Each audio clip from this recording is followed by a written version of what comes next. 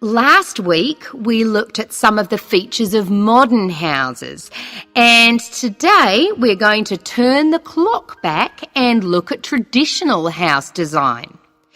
I've chosen to start with Samoa, which is part of a group of Polynesian islands in the South Pacific Sea, because the influence of culture and weather on house design is quite clear there.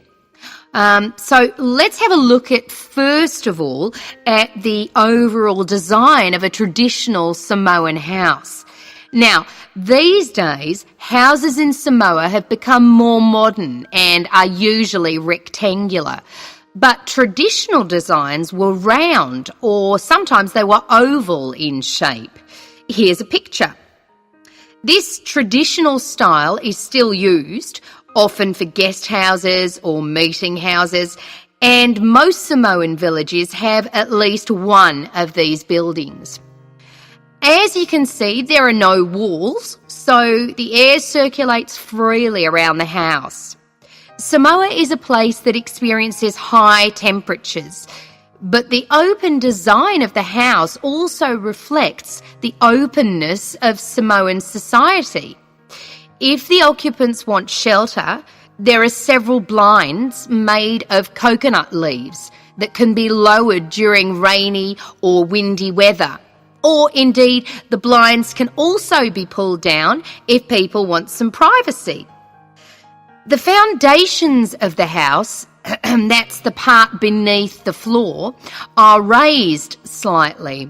In the past, the height was linked to the importance of the occupants, which we'll talk about another time. However, the floor of the house was usually covered with river stones. Today, we have a range of methods for balancing the temperature inside a building, but the stones on the floor of a Samoan home are ideal for cooling the building on hot days. Now, let's have a close look at the roof.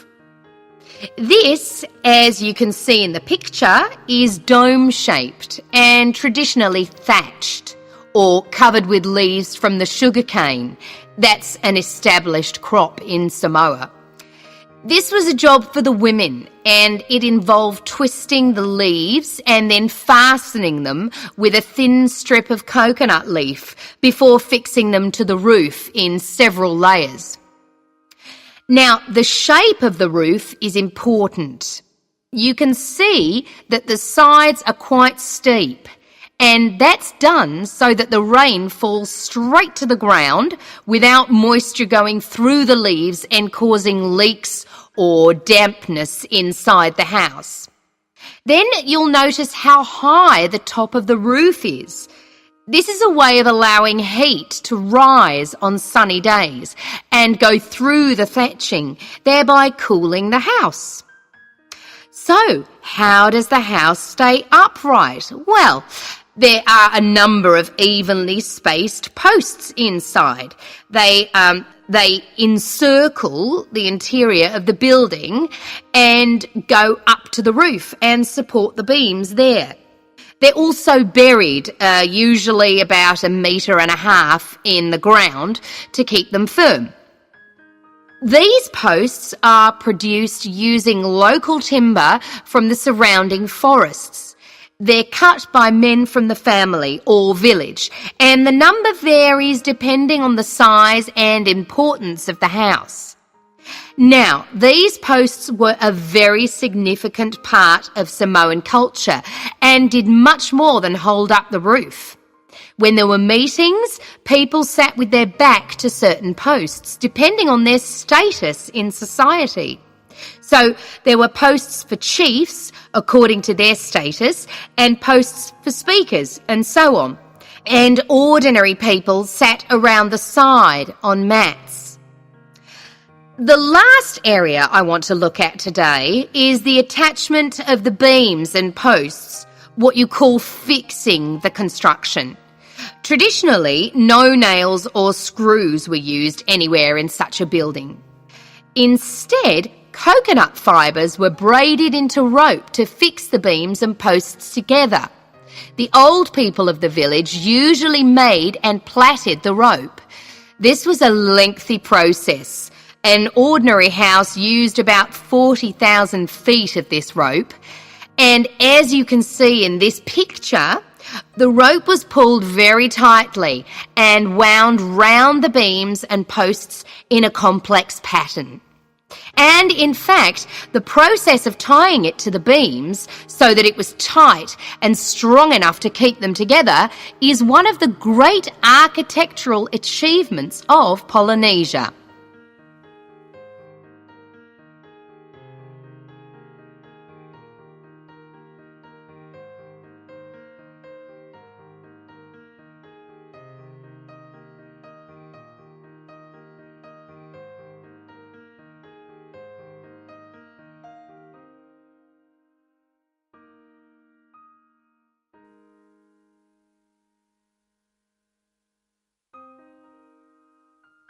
Now turn to Section 2. Section 2. You will hear a recorded message giving tourists travel information in a large city. First, you have some time to look at questions 11 to 18.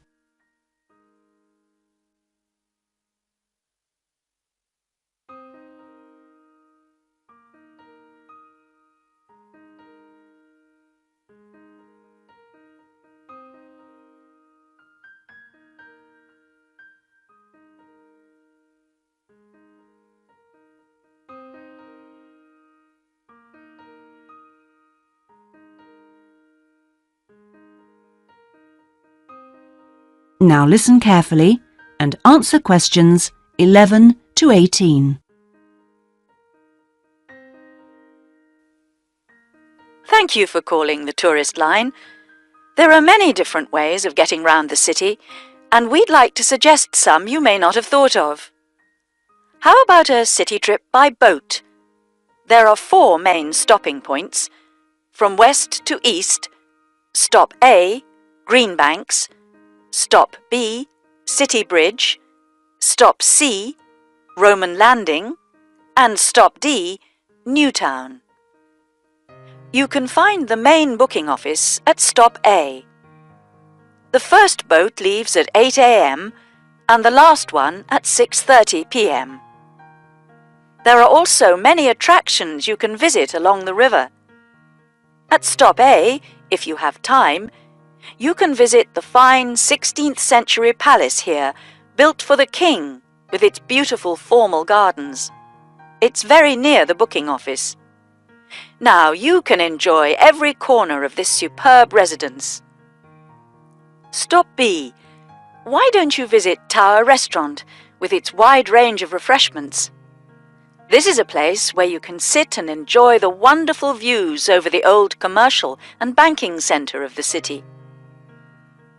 Stop C is the area where, in the 1st century AD, invading soldiers crossed the river. This was much shallower than it is now. That's why this area is called Roman Landing. There's an interactive museum to visit here, with a large shop which has a good range of local history books. At the furthest point of the trip, Stop D, the most exciting place to visit is the new entertainment complex with 7-screen cinema, bowling alley, and video games arcade. Before you hear the rest of the message, you have some time to look at questions 19 and 20.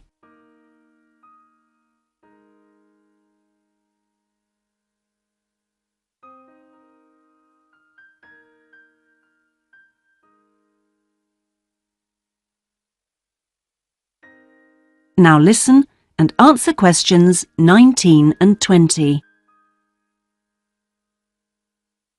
Besides the boat tours, there are city buses. 2 companies offer special services. The top bus company runs all its tours with a live commentary in English.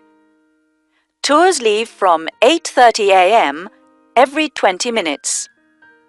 There are departures from Central Station, Castle Hill, and Long Walk. This is a hop-on, hop-off service, and tickets are valid for 24 hours.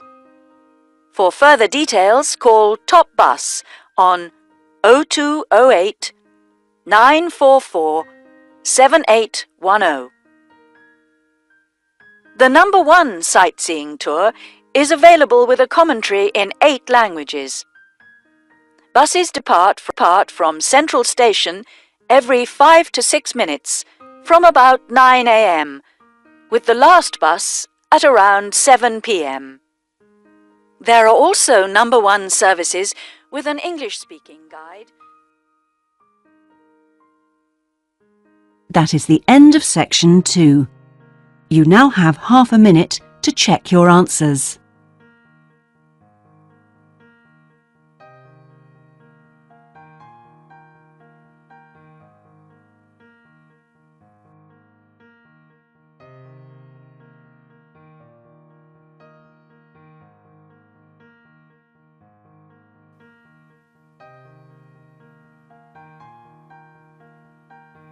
Listen to the news report about a robbery and then complete the notes from the detective's notebook.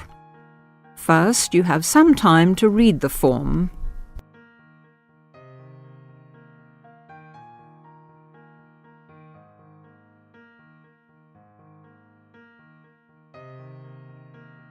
Now, listen to the news report and fill in all the blanks. There has been an armed robbery this morning at the Halifax Building Society's branch on Edward Street. John Brinks is at the scene with Detective Sergeant Henry Lawson. Detective Sergeant, can you tell us what you know about the robbery?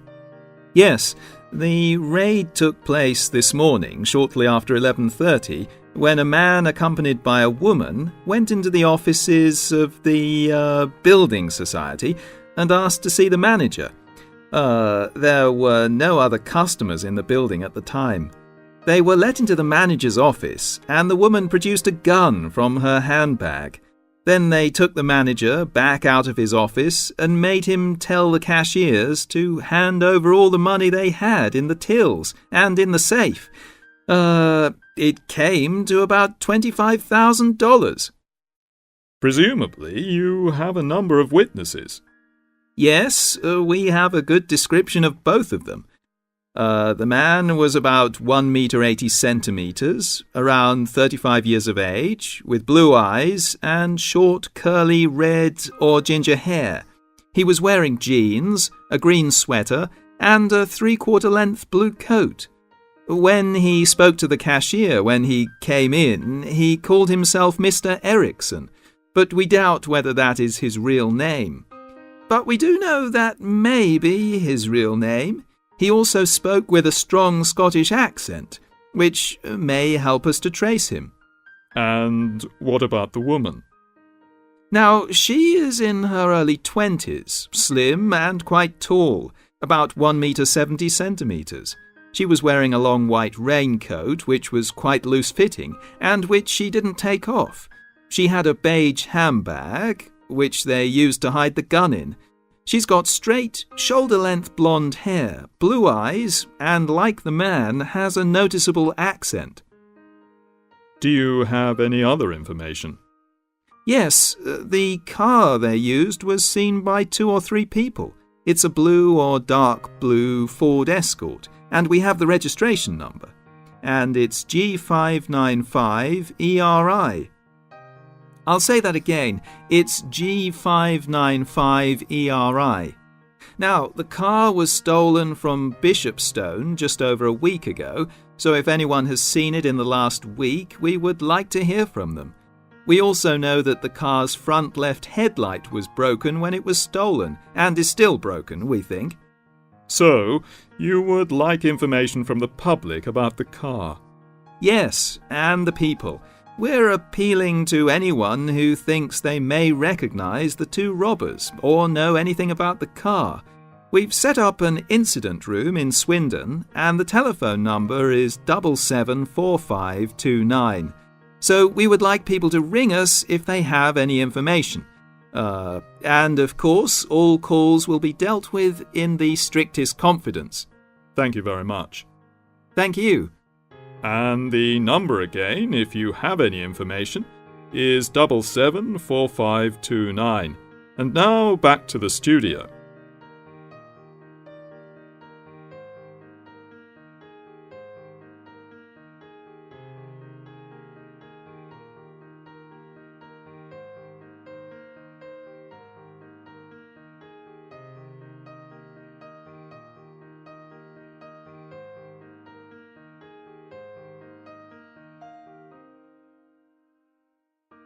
Now turn to Section 4. Test 2, Section 4. You will hear a woman giving a talk at a popular science convention. She is describing research into artificial gills designed to enable humans to breathe underwater. Now you have some time to look at questions 31 to 40.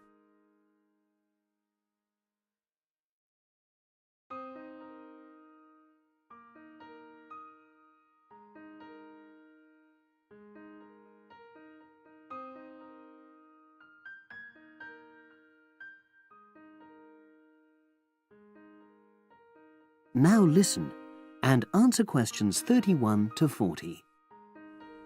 In my talk today, I'll be exploring the idea of artificial gills.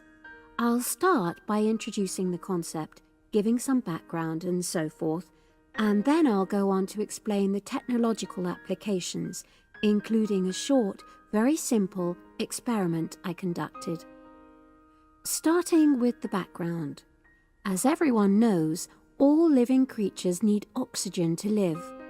Mammals take in oxygen from the atmosphere by using their lungs, and fishes take oxygen from water by means of their gills, which of course in most fishes are located either side of their head. But human beings have always dreamt of being able to swim underwater like the fishes, breathing without the help of oxygen tanks. I don't know whether any of you have done any scuba diving, but it's a real pain having to use all that equipment. You need special training, and it's generally agreed that tanks are too heavy and big to enable most people to move and work comfortably underwater. So scientists are trying a different tack. Rather than humans carrying an oxygen supply as they go underwater, wouldn't it be possible to extract oxygen in situ? That is, directly from the water while swimming. In the 1960s, the famous underwater explorer Jacques Cousteau, for example, predicted that one day surgery could be used to equip humans with gills. He believed our lungs could be bypassed and we would learn to live underwater just as naturally as we live on land. But of course, most of us would prefer not to go to such extremes. I've been looking at some fairly simple technologies developed to extract oxygen from water, ways to produce a simple, practical artificial gill, enabling humans to live and breathe in water without harm. Now, how scientists and inventors went about this was to look at the way different animals handled this. Fairly obviously, they looked at the way fishes breathe, but also how they move down and float up to the surface using inflatable sacs called swim bladders. Scientists also looked at animals without gills, which use bubbles of air underwater, notably beetles. These insects contrive to stay underwater for long periods by breathing from this bubble, which they hold under their wing cases.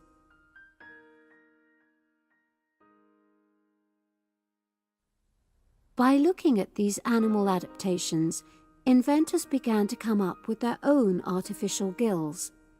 Now, making a crude gill is actually rather easy, more straightforward. You take a watertight box, which is made of a material which is permeable to gas, that is, it allows it to pass through inwards and outwards. You then fill this with air, fix it to the diver's face, and go down underwater. But a crucial factor is that the diver has to keep the water moving so that water high in oxygen is always in contact with the gill, so he can't really stay still. And to maximize this contact, it's necessary for your gill to have a big surface area. Different gill designers have addressed this problem in different ways, but many choose to use a network or lattice arrangement of tiny tubes as part of their artificial gills. Then the diver is able to breathe in and out. Oxygen from the water passes through the outer walls of the gill, and carbon dioxide is expelled. In a nutshell, that's how the artificial gill works. So, having read about these simple gill mechanisms, I decided to create my own. I followed the procedure I've just described, and it worked pretty well when I tried it out in the swimming pool. I lasted underwater for nearly 40 minutes. However, I've read about other people breathing through their gill for several hours.